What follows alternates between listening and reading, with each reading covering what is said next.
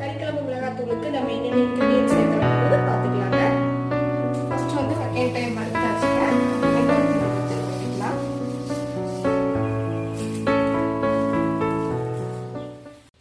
Hello friends, இன்னைக்கு நம்ம என்ன பார்க்க போறோம்னு பார்த்தீங்கன்னா, நான் நிறைய வீடியோவில் வந்து இன்னைக்கு எப்பவுமே வந்து கறிக்குழம்பு மிளகாத்தூள் வந்து எப்பவும் யூஸ் பண்ணுவேன்.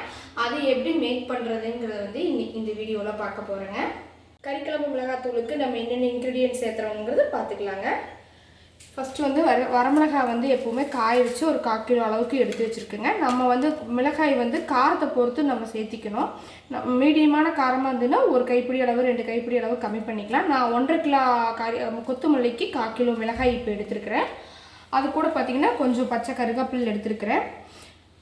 ஒரு 1.5 கிலோ கொத்தமல்லி எடுத்துருக்கிறேங்க. சீரகம் வந்து 100 சேர்த்திருக்கேன். குருமிளகு வந்து ஒரு 30 கிராம் அளவுக்கு எடுத்துருக்கிறேன். பட்டை வந்து ஒரு 50 கிராம் அளவுக்கு எடுத்துருக்கிறேன். கிராம்பு வந்து ரொம்ப அதிகமாக சேர்த்துனோம்னா ரொம்ப வயிறெல்லாம் அளவுங்கிறதுக்காக ஒரு மீடியமாக ஒரு 3 ஸ்பூன் அளவுக்கு எடுத்துருக்குறேங்க. கசகசா வந்து ஒரு 50 எடுத்துருக்கிறேன். சோம்பு வந்து ஒரு 100 கிராம் எடுத்துருக்குறேங்க. இந்த பொருள் எல்லாம் தான் நம்மளுக்கு தேவையான இன்க்ரீடியன்ட். இது கூட வந்து இதை அரைச்சி எடுத்து வச்சிட்டோம்னா நம்மளுக்கு வெங்காயமும் தேங்காய் மட்டும் எப்பவுமே ஆட்டி வைக்கிற குழம்புக்காகட்டும், கறிக்குழம்பு மிளகாய் குழம்புக்காகட்டும் நம்ம சேர்த்துனா போதுங்க. இது இப்போ எப்படி வறுக்கிறதுன்னு பார்க்கலாங்க. இப்போ வந்து நம்ம வடக்கல் வச்சு மஸ்ட் வந்து என்னெல்லாம் வறுக்கலாம் அப்படிங்கிறத பார்க்கலாங்க.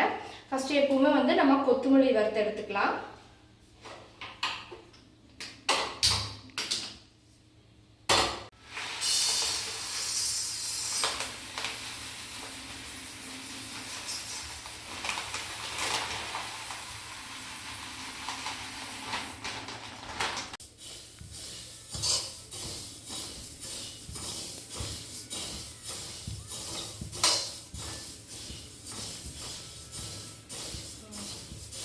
கொத்தமல்லி போட்டுட்டு அது கூட பார்த்தீங்கன்னா நம்ம கருவேப்பிலை சேர்த்திக்கலாம். கொஞ்சம் கொஞ்சமாக கருவேப்பிலையும் அது கூட சேர்த்து வறுத்துக்கிட்டோம்னா நல்லா வறுபட்டுக்கும்.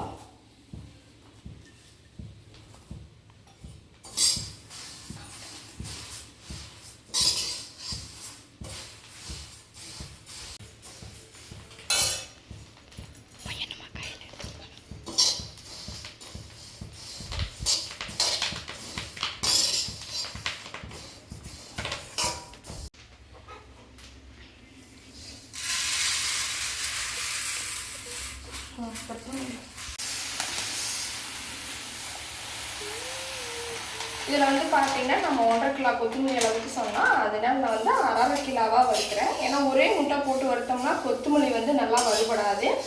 அதனால கொஞ்சம் கொஞ்சமாக சேர்த்து வறுத்தோம்னா தான் சூடும் நல்லா ஏறும் ஒரே மாதிரி. அதே மாதிரி வறுக்கிறதுக்கும் கொஞ்சம் ஈஸியாகவும் இருக்கும். ரொம்ப ஒரே முட்டை கொத்தமல்லி போட்டு வறுத்தோம்னா ஒரு பக்கம் சூடேறும் ஒரு பக்கம் கருகிடும். அதனால பார்த்தீங்கன்னா இப்போ ஒரு 1/2 கிலோவை போட்டு நான் அளவாக வறுத்து எடுத்துக்கிறேன். கூட இது கூட வந்து மறுபடியும் கருவேப்பிலை சேர்த்துக்கிறேங்க.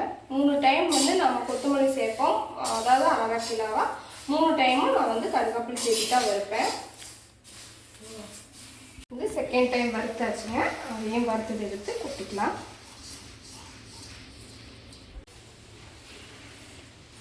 நல்லா கொட்டி இப்படி நல்லா பரப்பி விட்டுட்டோம்னா கொஞ்சம் சீக்கிரமாக ஆறிக்குங்க. இந்த சூட்லேயே வந்து கருவேப்பிலை இன்னும் நல்லாவே சூட்லேயே நல்லா கருகிரும். அதனால் நல்லா பரப்பி விட்டுட்டோம்னா கருவேப்பிலை இதுக்கு ஈக்குவலாக நல்லா காஞ்சிரும்.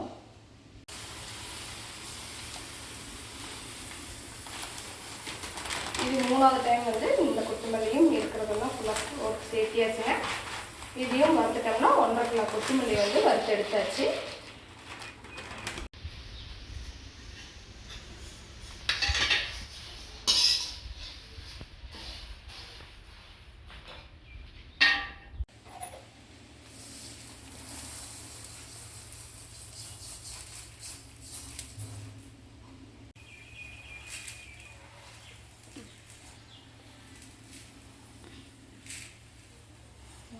பார்த்தீங்கன்னா அடுத்து நம்ம அப்படியே சீரகத்தை போட்டு வறுத்துக்கலாம். கொத்தமல்லி வறுத்து எடுத்தாச்சு. அடுத்து வந்து நம்ம சீரகம் 100 கிராம் அளவுக்கு எடுத்தாச்சு. அது கூட வந்து ஒரு 30 கிராம் அளவுக்கு நம்ம குருமிளகு சேர்த்திக்கலாம். குருமிளகு கிராம்பு எல்லாமே வந்து நான் கொஞ்சம் கம்மியாக தான் சேர்த்துவேங்க. ஏன்னா ரொம்ப குருமிளகு இதெல்லாம் நம்ம அதிகமாக சேர்த்திலாம் வயிறு வந்து ரொம்ப எரியிற மாதிரி ஒரு ஃபீலாக இருக்கும். அதனால் எப்போவுமே குருமிளகும் கிராம்பு மட்டும் அளவாக சேர்த்துக்குவேன். இப்போ வந்து நம்ம அதுக்கு குருமிளகும் சேர்த்துக்கலாம். நம்ம லைட்டாக சிம் பண்ணி வச்சுட்டு வறுத்து எடுத்துக்கலாங்க. ரொம்ப தீ வச்சோம்னா வந்து கரிஞ்சு போயிடும். அதனால் அளவான மீடியம் தீ வச்சு நம்ம வறுத்து எடுத்துக்கலாம்.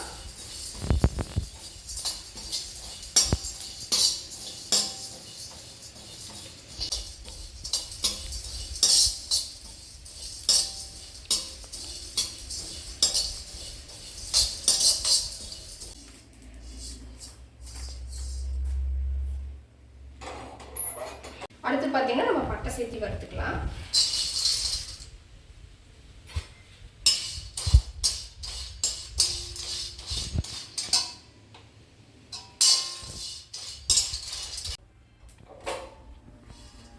பட்டை 50 கிராம் அளவுக்கு நம்ம வறுத்து எடுத்தாச்சுங்க. வந்து நம்ம கிராம்பு ஒரு 3 ஸ்பூன் அளவுக்கு எடுத்துருக்கிறேன், அதையே எடுத்து சேர்த்துக்கலாம். அது கூட பார்த்தீங்கன்னா ஒரு 100 கிராம் அளவுக்கு சோம்பு எடுத்துருக்கிறேன், அதையே லைட்டாக ஒரு சூடு பண்ணிக்கலாம்.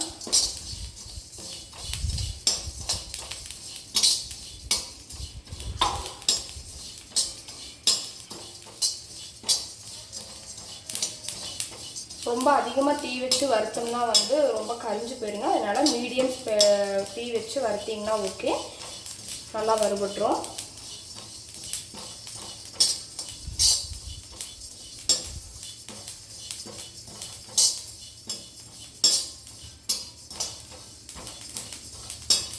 நல்லா வறுபட்டுருச்சுங்க. கலர் பாருங்க மாறிடுச்சு. இனி அதை அப்படியே எடுத்து நம்ம கொட்டிக்கலாம்.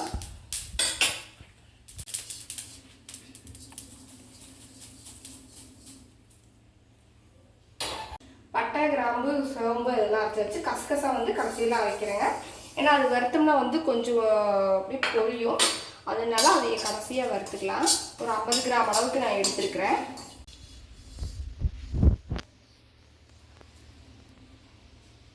இதெல்லாம் வறுத்து எடுத்ததுக்கு அப்புறம் வந்து கடைசியில் நம்ம வரமிளகாய் வறுத்து எடுத்துக்கலாங்க. ஏன்னா ஃபஸ்ட்டே வரமிளகாய் வறுத்தோம்னா ரொம்ப காந்தில் அடிச்சுட்டு நம்மளால வறுக்க முடியாது. ஃபஸ்ட்டு இதெல்லாம் வரப்பொடியாக வந்து வறுத்து எடுத்துட்டு கடைசியில் நம்ம வரமிளகாய் வந்து வறுத்து எடுத்துக்கலாம். அது வந்து பார்த்தீங்கன்னா நம்ம ஒரு 2-3 டைம் சேர்த்து தான் வறுக்கணும். ஒரே முட்டா போட்டு வறுத்தோம்னா வந்து வறுபடாது. அதனால வந்து நம்ம கொஞ்சம் கம்மியாக போட்டு வறுத்துக்கலாம்.